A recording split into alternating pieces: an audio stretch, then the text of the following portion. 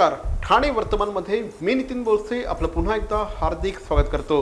सादर करीत आहोत आजच्या ठळक बातम्या। दिल्लीमध्ये वन रँक वन पेन्शनच्या मागणीसाठी निदर्शनं करत असलेल्या सैनिकांपैकी राम किशन गरेवाल यांनी आत्महत्या केल्यानंतर त्यांच्या कुटुंबियांना राहुल गांधी भेटण्यासाठी गेले असता राहुल गांधी यांना दिल्ली पोलिसांनी अटकाव केला। त्यानंतर त्यांना काही काळासाठी ताब्यात देखील घेण्यात आलं होतं। या संपूर्ण घटनेचे पडसाद संपूर्ण देशभर उमटत आहेत। काल काँग्रेस पक्षाच्या कार्यकर्त्यांनी ठाणे काँग्रेसचे अध्यक्ष श्री मनोज शिंदे यांच्या नेतृत्वाखाली जोरदार निदर्शनं केली। काँग्रेस कार्यकर्ते मोठ्या संख्येने यावेळेस उपस्थित होते।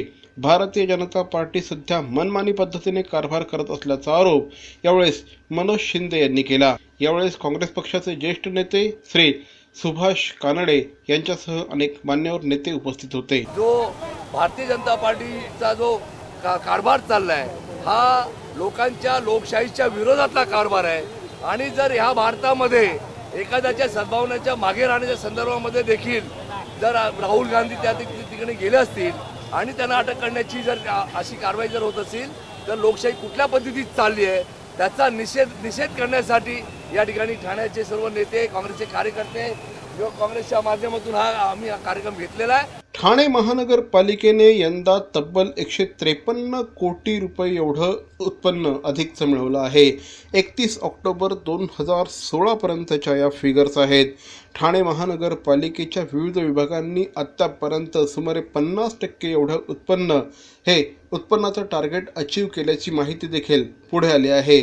पाणी पुरवठा विभागाने देखील यंदा गतवर्षीच्या तुलनेमध्ये तब्बल 112% एवढी वसुली केली आहे। ठाणे महानगरपालिकेच्या विविध विभागांनी गेल्या वर्षी 31 ऑक्टोबर 2016 पर्यंत 815 कोटी रुपयांचं उत्पन्न मिळवलं होतं। यावर्षी हे उत्पन्न 968 कोटी रुपयांपर्यंत गेलं आहे। पाणी पुरवठा विभागाने गेल्या वर्षी फक्त 1,30,00,000 रुपयांचं टार्गेट अचीव केलं होतं। यंदा मात्र पाणी पुरवठा विभागाने तब्बल 15 कोटी रुपये जमा केले आहेत। मालमत्ता कर विभागाने देखील चांगली कामगिरी केली असून 206 कोटी रुपयांचं उत्पन्न त्यांनी मिळवलं आहे।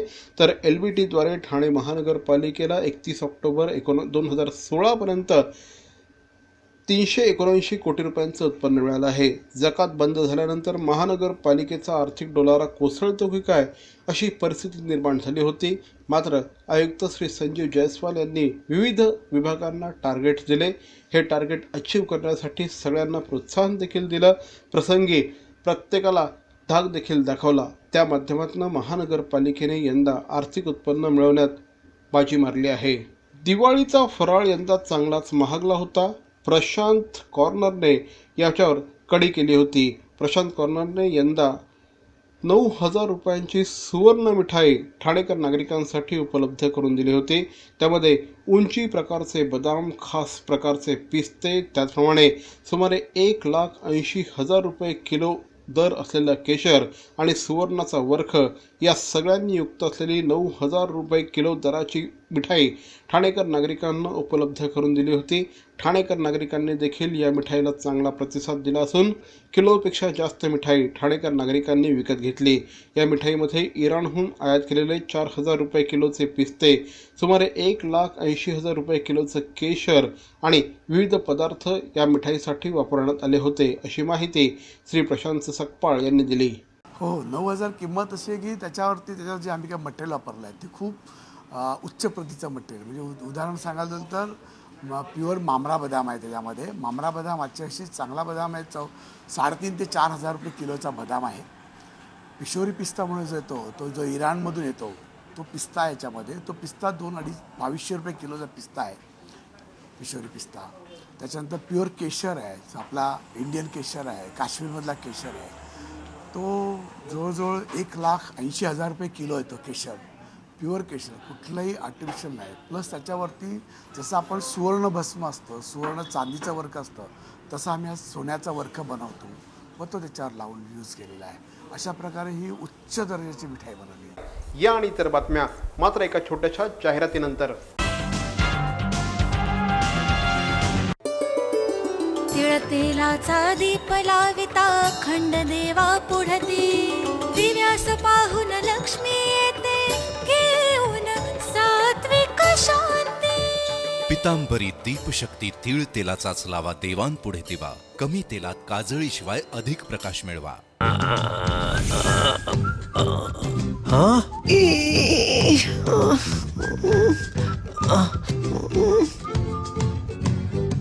To do the DTH recharge immediately, just click on TJSP Smart Money. Enter your MPIN. Go to Merchant Payment. Select DTH Recharge, Service Provider, your account number, the money you want to transfer. Select your account, enter transaction PIN, and it's transferred.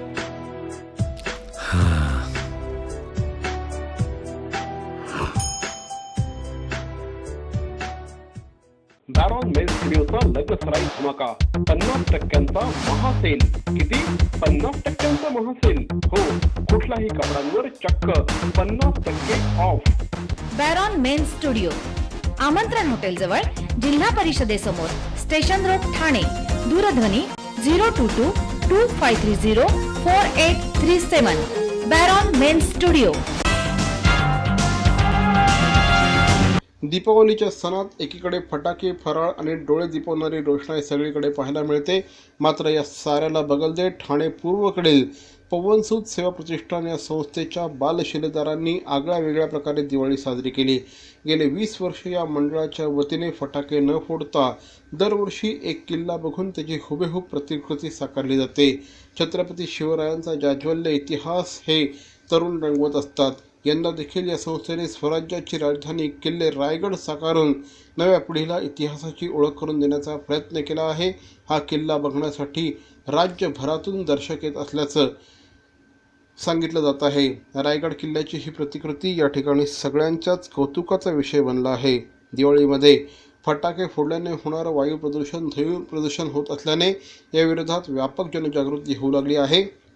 या पार्श्वभूमीवर पवनसूत प्रतिष्ठानच्या वतीने 20 वर्ष फटाके न फोडता दरवर्षी वेगवेगळे किल्ले बघून त्यांची प्रतिकृती साकारण्यात येते. दरवर्षीप्रमाणे आम्ही ह्या वर्षी किल्ला बनवलेला आहे रायगड. दरवर्षी आम्ही या किल्ल्यावर जाऊन प्रत्येक ठिकाणी सगळी माहिती करून सगळ्या मुलांना ती माहिती देतो आणि तीच माहिती आम्ही येऊन सगळं कसा किल्ला आहे, जी शिवाजी महाराजांनी जे किल्ले बांधलेत तेच बनवायचा आम्ही इथे प्रयत्न करतो, जेणेकरून सगळ्यांना त्याचं ज्ञान हो. ठाणे महानगरपालिकेच्या 2017च्या सार्वत्रिक निवडणुकांच्या पार्श्वभूमीवर पालिकेच्या प्रारूप प्रभाग रचनेच्या हरकतींवर सुनावणी घेण्याची प्रक्रिया कालपासून सुरू झाली आहे. राज्य निवडणूक आयोगाने आदेशित केल्यानुसार राज्याचे कृषी विभागाचे प्रधान सचिव विजय कुमार यांच्या उपस्थितीत या सुनावणीच्या प्रक्रियेला सुरुवात झाली आहे.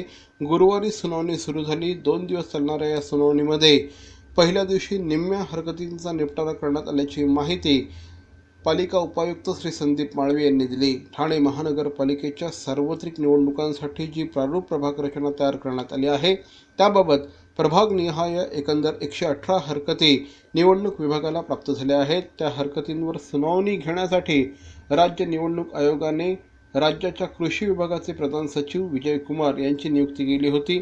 त्यानुसार कालपासून या सुनावणीला सुरुवात झाली आहे. मरावे परी अवयव रूपी उरावे. अवयव दानाचा हाच संदेश जनसामान्यांपर्यंत पोहोचवण्याचा संकल्प घेऊन निघाले आहेत ज्येष्ठ समाजसेवक माननीय नानजीभाई खिमजीभाई ठक्कर ठाणावाला. त्यासाठी काढण्यात आली एक भव्य दिव्य रॅली. अवयव दानासाठी सुरू आहेत ठिकठिकाणी जनजागृती सभा. लक्षात ठेवा, आपला अवयव दानाचा संकल्प वाचवू शकतो कुणाचे तरी प्राण, दूर करू शकतो कुणाचं तरी अपंगत्व अगदी कायमचं, फुलवू शकतो अनेकांच्या संसारात सुखाचे बगीचे. अवयवदानाच्या या महायज्ञात सहभागी व्हा. समाजरत्न श्री नानजीभाई खिमजीभाई ठक्कर ठाणावाला यांच्या पुढाकाराने जनहितार्थ प्रकाशित. अहो, आपण आपलं घर स्वच्छ, सुंदर, नेटनेटकं ठेवतो ना, मग आपण आपल्या शहराच्या बाबतीत उदासीन का? आपलं शहर स्वच्छ, सुंदर आणि नेटनेटकं ठेवणं ही आपली जबाबदारी आहे, हो ना?